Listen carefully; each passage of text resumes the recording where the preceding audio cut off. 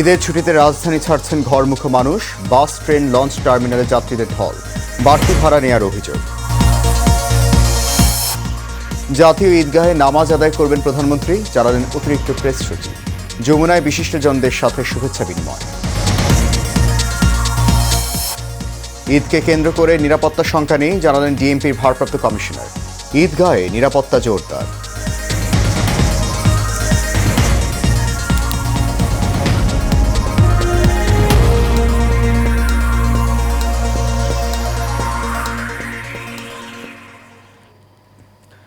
সবাইকে স্বাগত জানাচ্ছি এশিয়ান নিউজে। আপনাদের সাথে আছি আমি সৈয়দ মাহিউজ্জামান মুখর। শুনছেন বিআরবি কেবল ইন্ডাস্ট্রিজ লিমিটেড সংবাদ শিরোনাম। যাচ্ছি পুরো খবরে।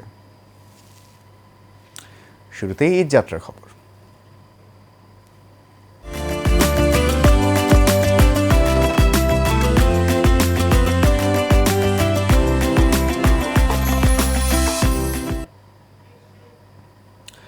শেষ মুহূর্তে নারীর টানে রাজধানী ছাড়ছেন ঘরমুখো মানুষ। রাজধানী rail station, Sadarghat launch terminal ও বাস টার্মিনালে উপচে পড়া ভিড়।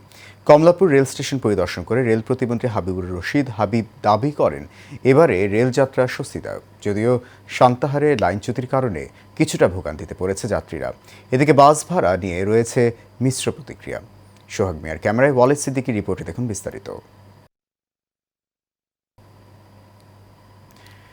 দর্শক, রিপোর্টটি প্রক্রিয়াধীন রয়েছে, চলে যাচ্ছে পরবর্তী প্রসঙ্গে। দর্শক, এই মুহূর্তে সড়কের সার্বিক পরিস্থিতির খবর নিয়ে সাভার থেকে যুক্ত হচ্ছেন সহকর্মী জহিরুল ইসলাম খান লিটন। লিটন, সাভারের যানজট পরিস্থিতি কেমন, যানবাহনের চাপ কেমন দেখছেন, নিরাপত্তা দায়িত্বে যারা আছেন তারাও কিভাবে বিষয়টি সামলাচ্ছেন আমাদেরকে জানান।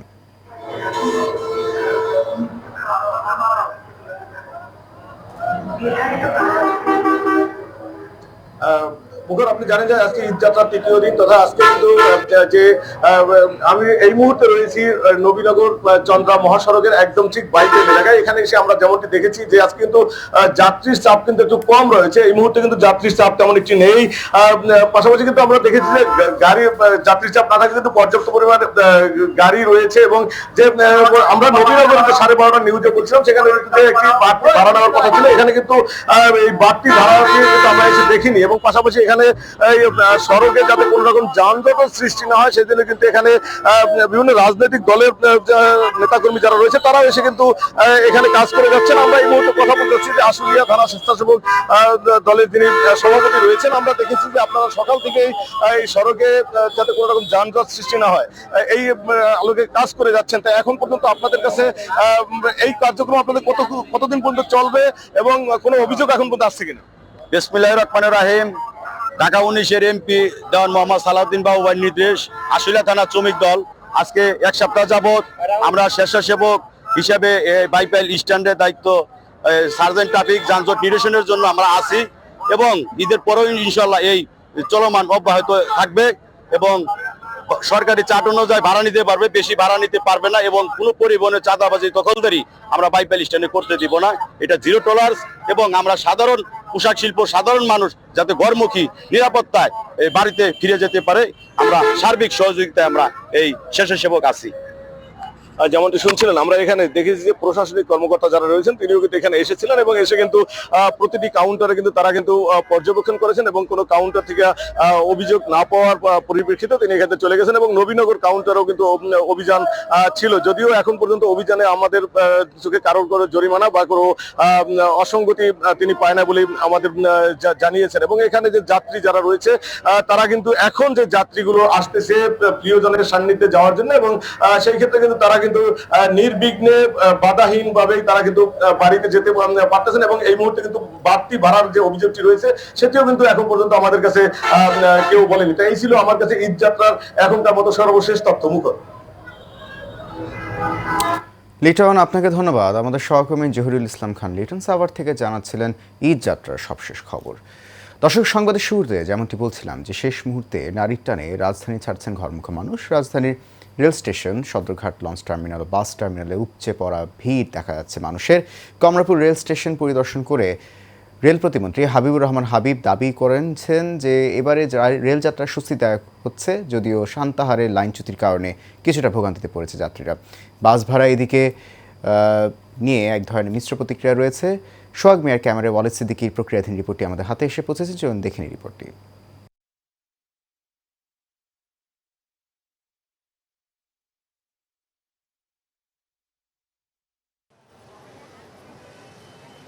পরিবারের সাথে ঈদের আনন্দ ভাগ করতে বাড়ির পথে এখন রাজধানীবাসী। সকাল থেকে কমলাপুর স্টেশনে ঘরমুখো মানুষের জনস্রোত।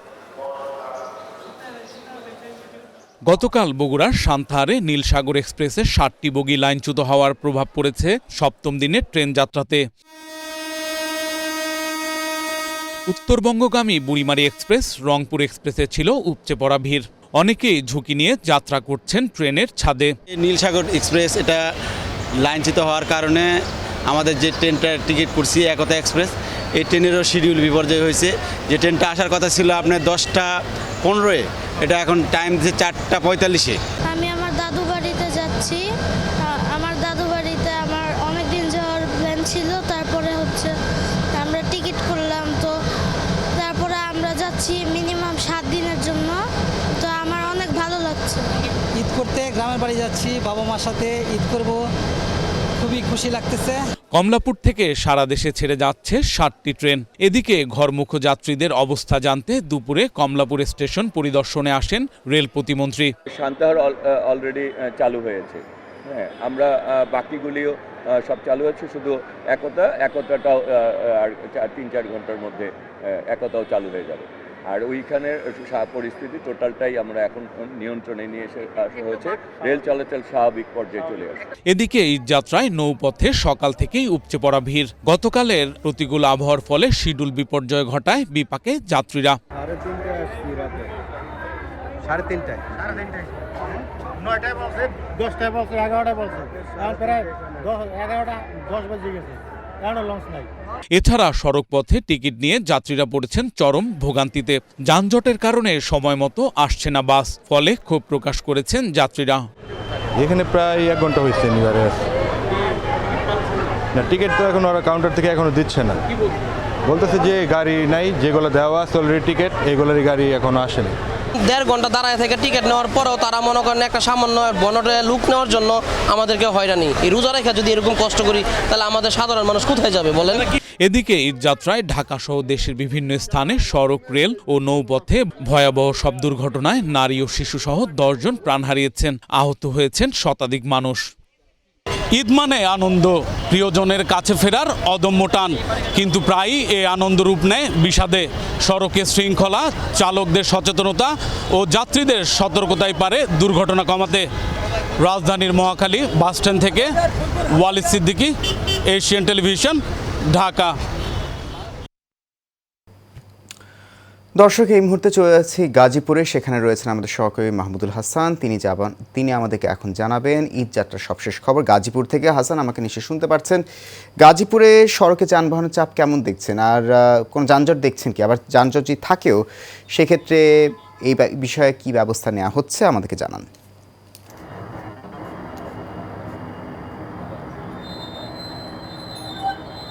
মুখর, আপনি যেমনটি বলছিলেন, গাজীপুরে ঢাকা টাঙ্গাইল এবং ঢাকা ময়মনসিংহ মহাসড়কের আমরা সকাল থেকে দেখেছি যানজট কিছুটা কম থাকলেও বেলা বাড়ার সাথে সাথেই ঢাকা টাঙ্গাইল এবং ঢাকা ময়মনসিংহ মহাসড়কে গণমুখো মানুষ এবং যানের জটলা বেড়েছে।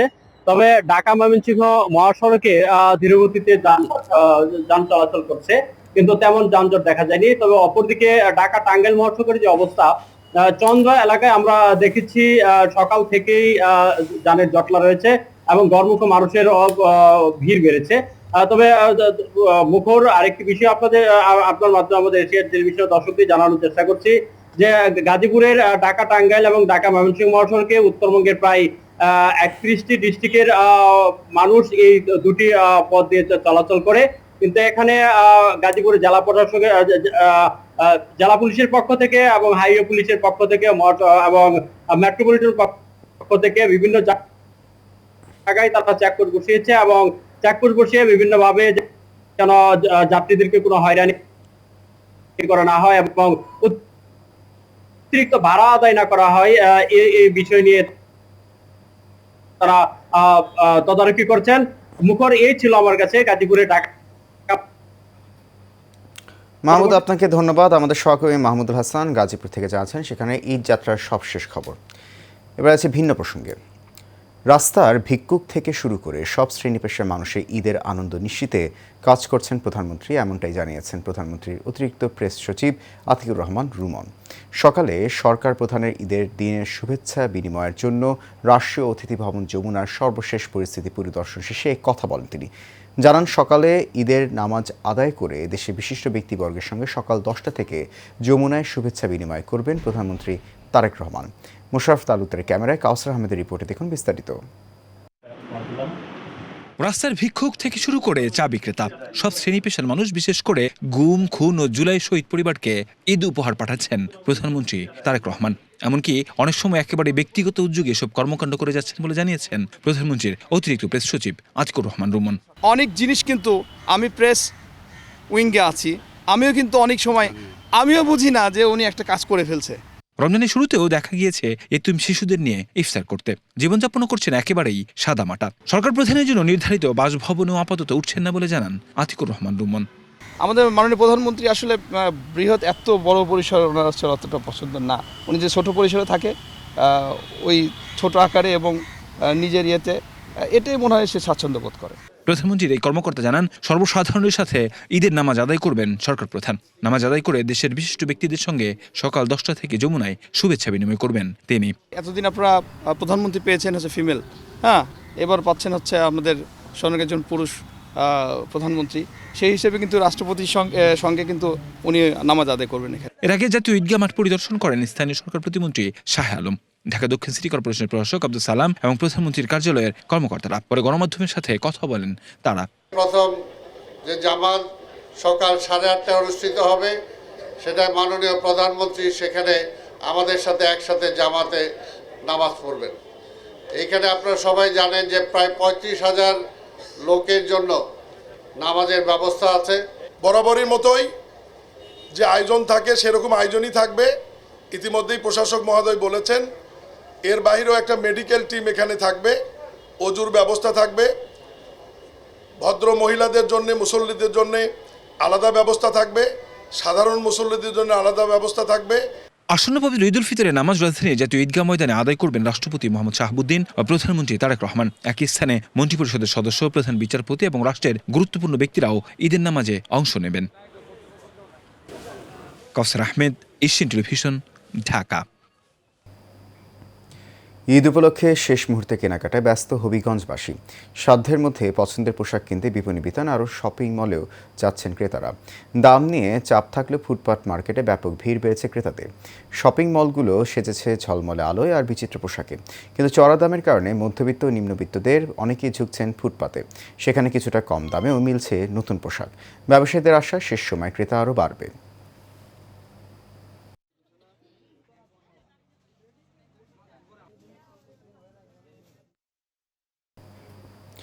ঈদ জামাতের জন্য প্রস্তুত জাতীয় ঈদগাহ।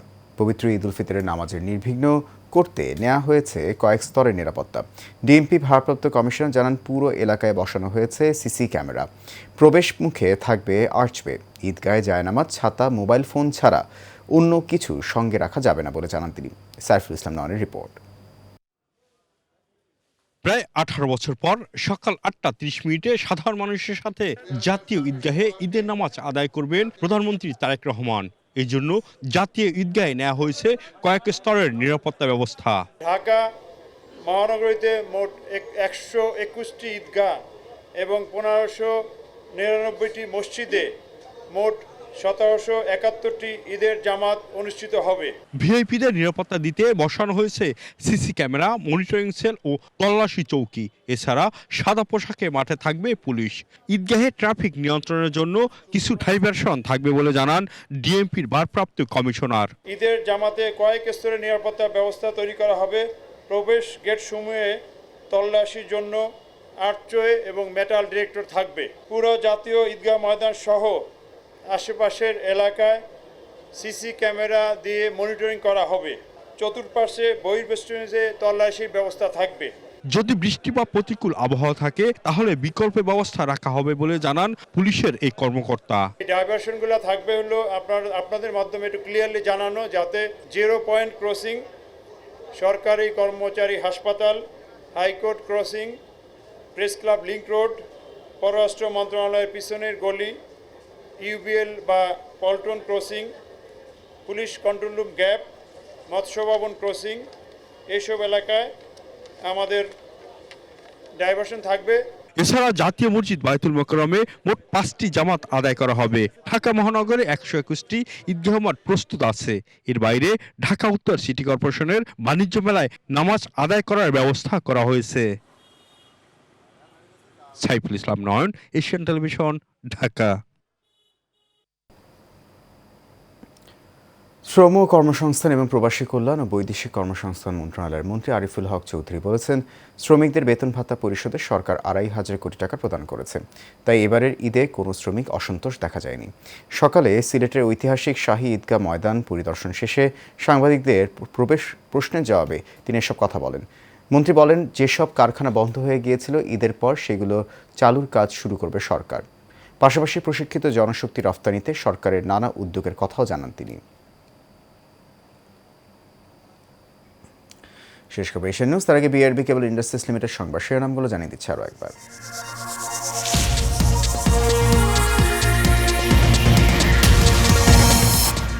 ঈদের ছুটিতে রাজধানী ছাড়ছেন ঘরমুখী মানুষ। বাস, ট্রেন, লঞ্চ টার্মিনালে যাত্রীদের ঢল, বাড়তি ভাড়া নেওয়ার অভিযোগ। জাতীয় ঈদগাহে নামাজ আদায় করবেন প্রধানমন্ত্রী, জানালেন অতিরিক্ত প্রেস সচিব। যুবরায় বিশিষ্টজনদের সাথে শুভেচ্ছা বিনিময়। এবং ঈদকে কেন্দ্র করে নিরাপত্তার শঙ্কা নেই, জানালেন টিএমপির ভারপ্রাপ্ত কমিশনার। ঈদগাহে নিরাপত্তা জোরদার।